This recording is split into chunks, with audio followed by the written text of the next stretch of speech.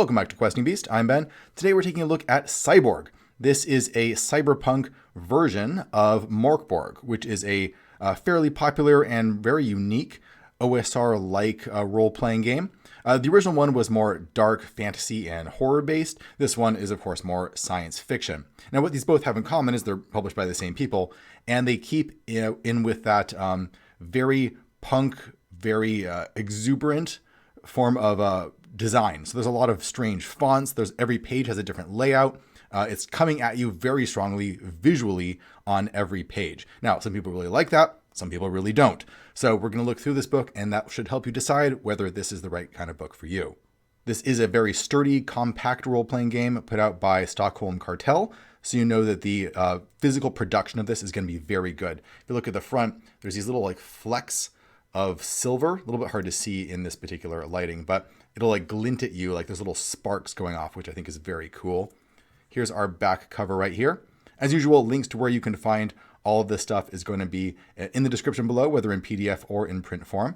And let's dig into what we get inside the book. So just like with Morkborg, the original version, the inside covers, the end papers are being used as useful reference tables to help you run the game, which is really great. In particular here, we have stuff for creating NPCs. So names, pocket lint, so stuff you just find in the pockets if you dig through a dead person's body, infested items that you might come across.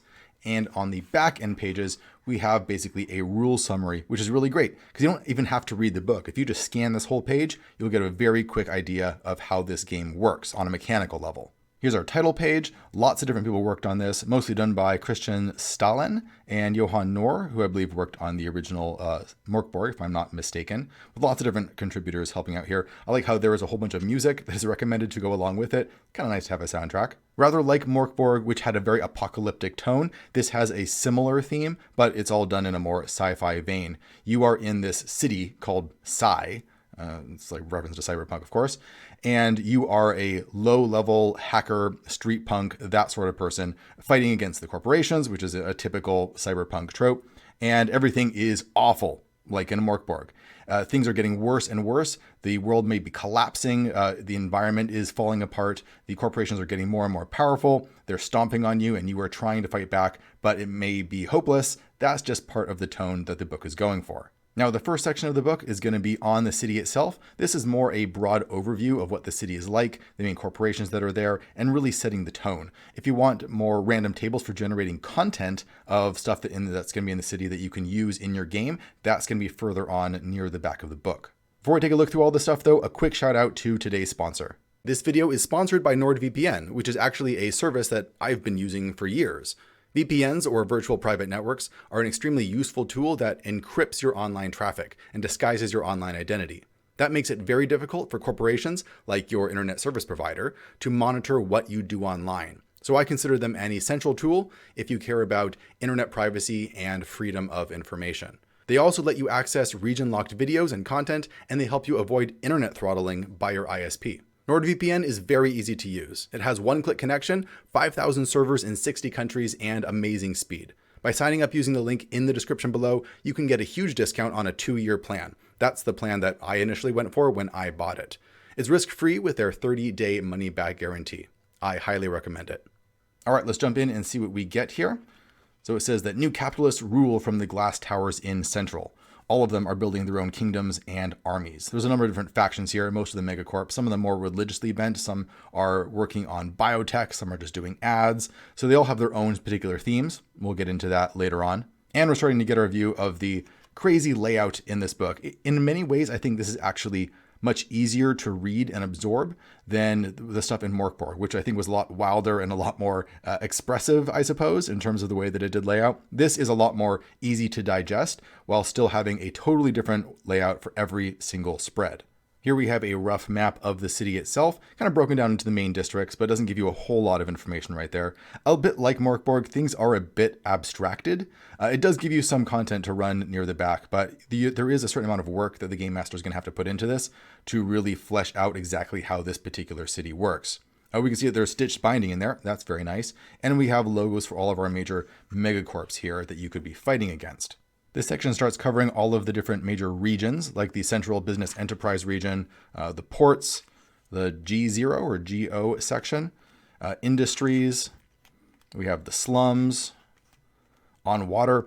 A lot of this is done very visually, as you can see right here. It's very frequent on many of these pages, as we'll look through this, to have a 2-page spread with only a couple of paragraphs on it, and the rest of it just being made up with background art.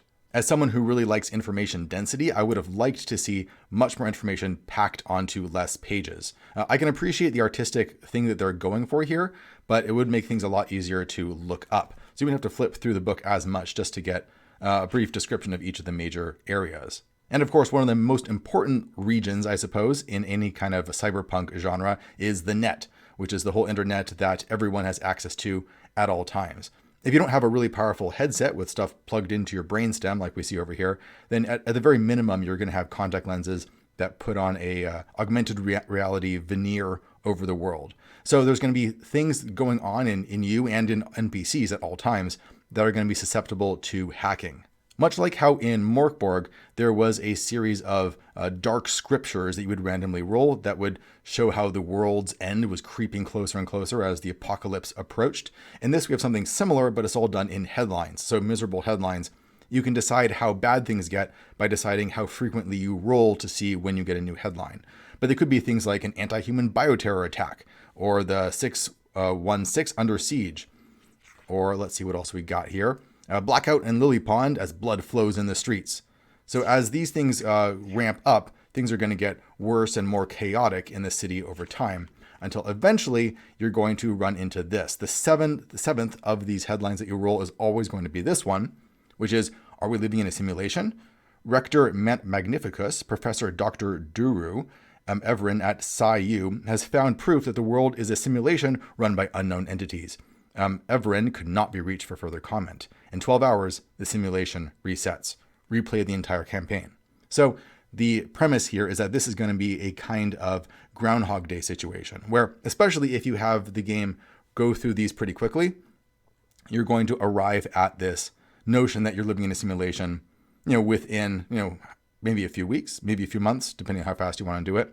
And then you'll loop back to the beginning. But the players will remember this, but their characters won't. So do you want to use your characters to try and break through the simulation and figure out what's actually going on behind the scenes? Or are you going to make all the same mistakes again? I suppose that depends on how you want to play the game. Section 2 is just the system, where we get into the rules, which are by and large pretty similar to what we saw in Morkborg. It says you are encouraged to break every single rule in this book except this one. Rule 0. Player characters cannot be loyal to or have sympathy for the corpse, the cops, or the capitalist system. They might find themselves reluctantly forced to do missions for them or their minions, but make no mistake, they are the enemy. I always find it a little bit funny when books, or really any form of media, tell you how you're supposed to consume it. I know that they're trying to get you into the headspace of how you look at the world in a cyberpunk genre, but whenever a book tells me that I'm not allowed to do something, that's usually the first thing I'm going to do, which I feel like is the more punk way of approaching this. If I was running this game, the first thing I would want to do is try and play a bunch of corporate enforcers, just because I think that would be funny. We start making a character on this page. There's a lot of randomization involved here, which I appreciate. It really makes you feel like your character's life is cheap, which makes sense. That's appropriate for a cyberpunk type of game. We have a basic setup here. You can choose or randomize a class, or you can be classless if you want. You can roll up your special abilities, or your main abilities, like your attributes. Roll for features, style, and obsession if you want to get some flavor. You get some stuff, you get some debt, you get glitches and hit points, and then you start playing the game. Your main abilities are agility, knowledge, presence, strength, and toughness, which are all rated on a -3 to +3 modifier range.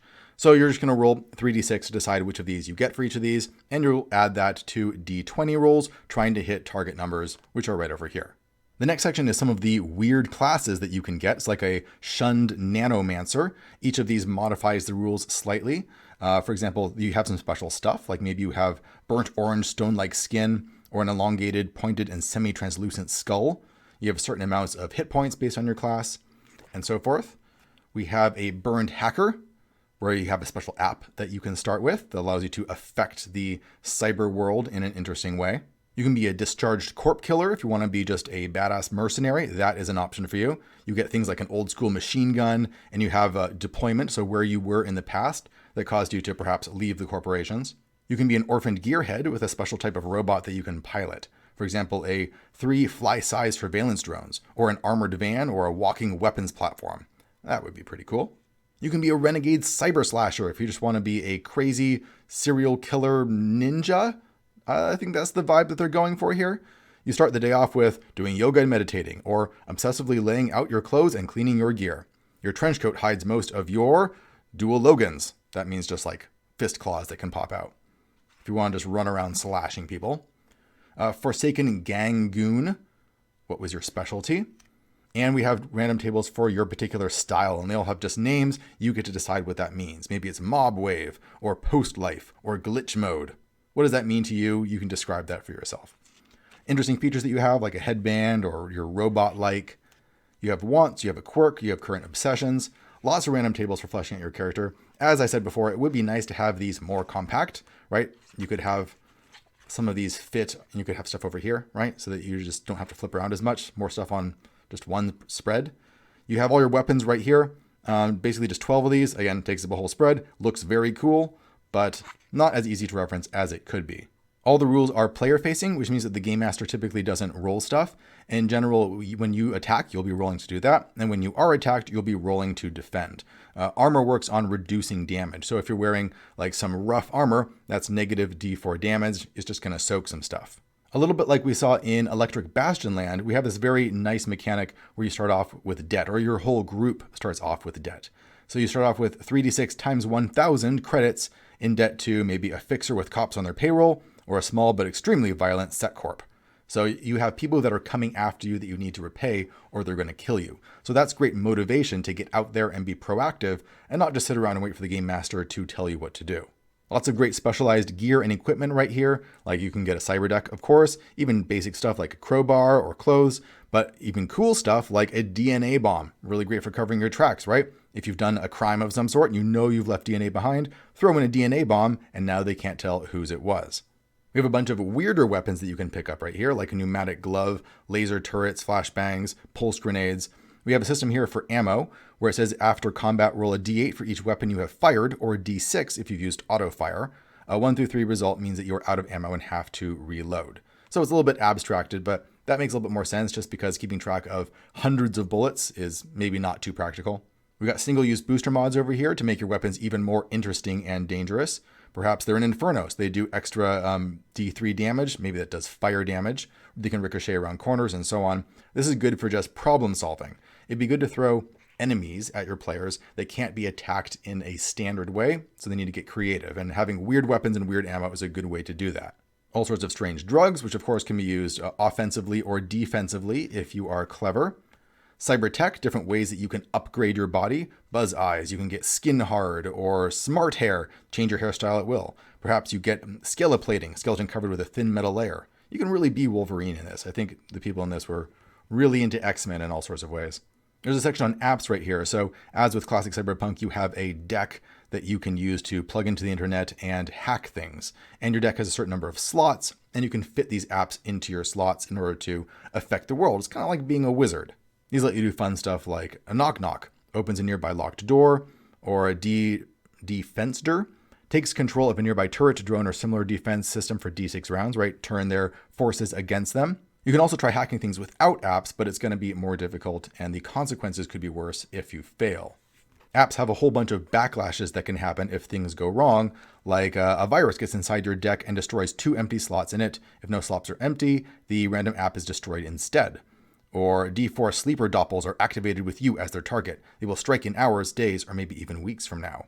There's also nano powers you can acquire, which is a little bit like actual magic.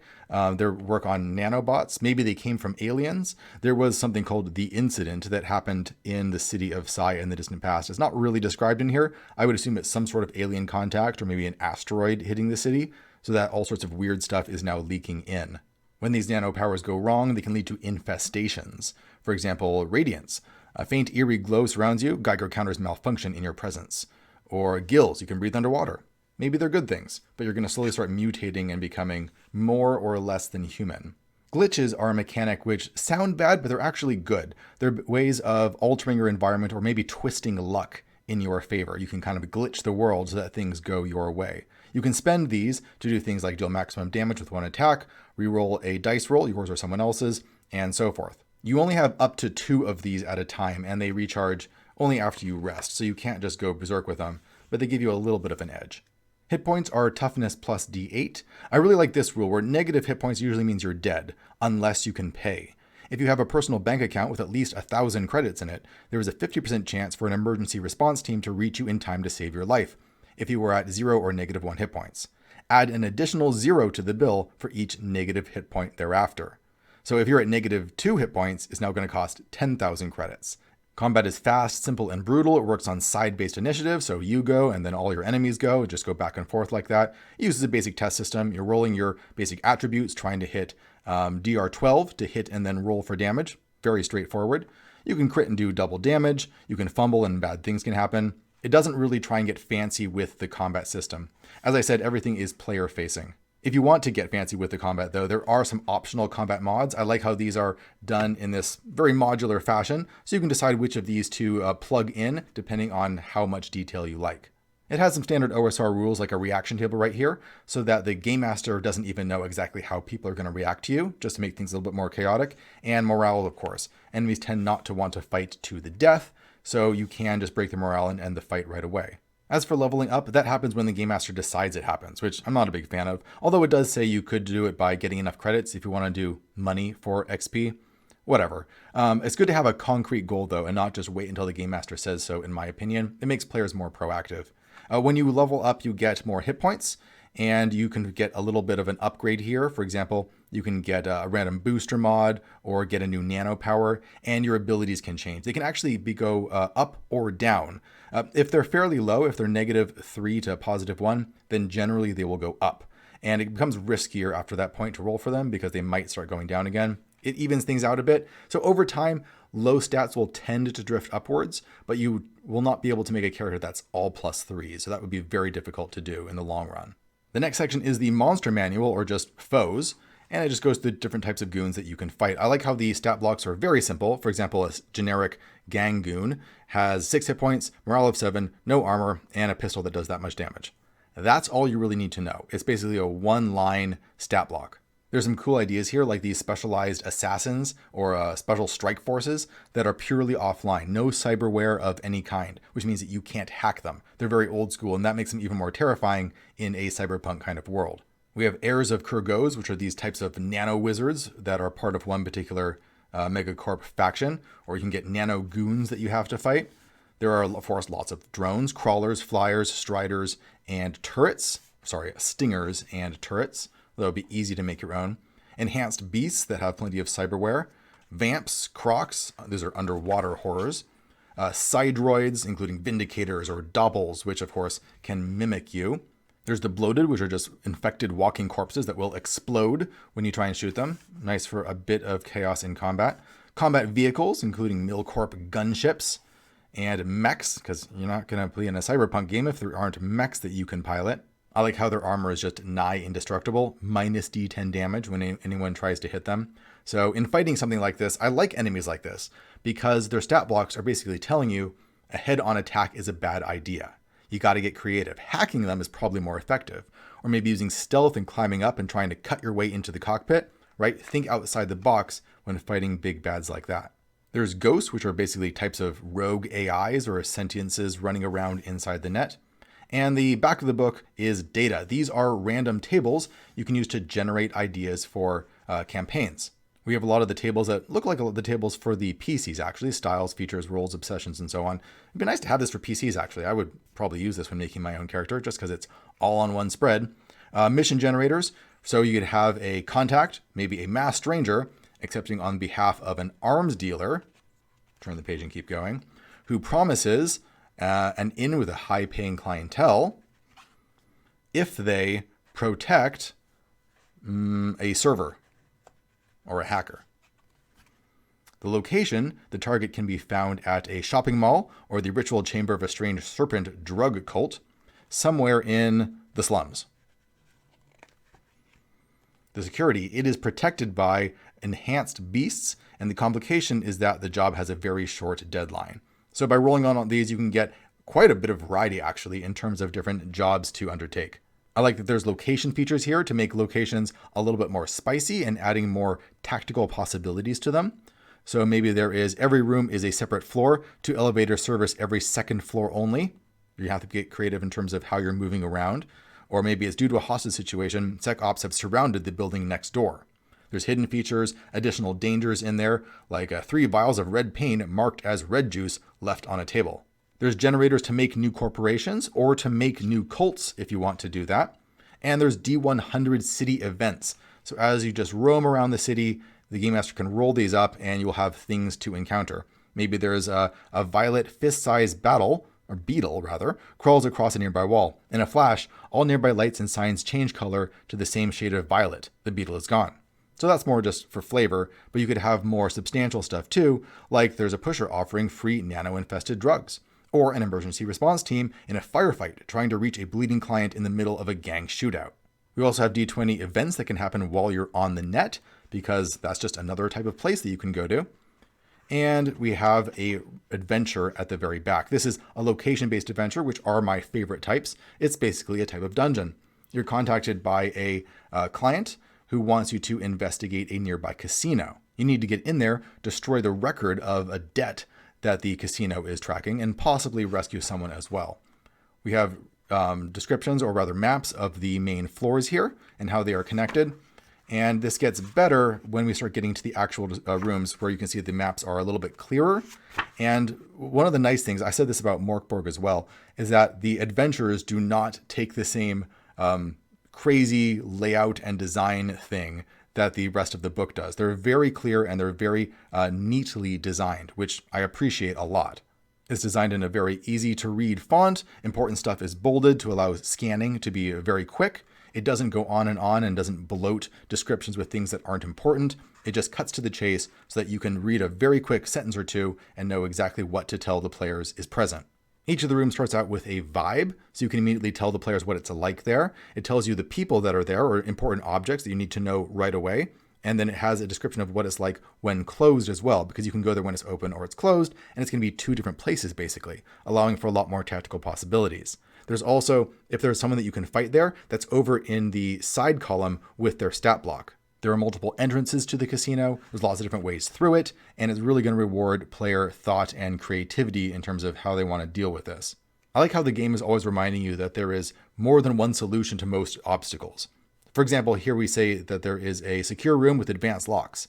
In another game, it might just tell you what you need to roll to pick the lock. But here it says you can pick the lock, but you could also hack it, or blow it up, or maybe try and cut through the walls, right? Or go in through a window, or look for a ventilation duct. At the end, it says that your contact doesn't show up, and this can lead on to a second adventure to figure out what happened to him and get your reward. There's a bunch of different options here, but you should always get at least some reward if you rescued the main guy that you're supposed to get out of the casino as kind of a bonus. Because if you do, then you get a base of operations that you can work out of. And players love a good base of operations because then they get attached to it and they can upgrade it and stuff like that. We also have a corp index here, just going through what all the major corporations do, and index at the back, and then that summary sheet again. Now, before we close here, there is a book that I think goes really well with Cyborg. In fact, I recommend this book pretty much whenever you're playing any kind of cyberpunk game, and that is Augmented Reality. Last time I checked, this book was very cheap. The PDF might even have been free or pay what you want. It's been a long time, but it's very affordable, and even in print form. What this is it's just random tables. A crazy number of extremely high quality random tables for everything that you might need in a cyberpunk city. It really works well with any game that's in that genre. And I strongly recommend just pairing it with Cyborg for maximum random tableage. So that's it for Cyborg. Hopefully this was useful for you in seeing what's in the book and whether it's the right game for you. As usual, links are in the description below for where you can pick this up in PDF or print form. Before we go, though, a shout out to all of the new patrons who joined Questing Beast on Patreon over the last month. These people are awesome. There's been a new influx of people checking out Knave 2nd Edition, which is the game that I'm working on and which patrons get access to, and hanging out over on the secret Questing Beast Discord. Thanks so much, new patrons, for joining the channel, and thank you all for watching. See you guys next time.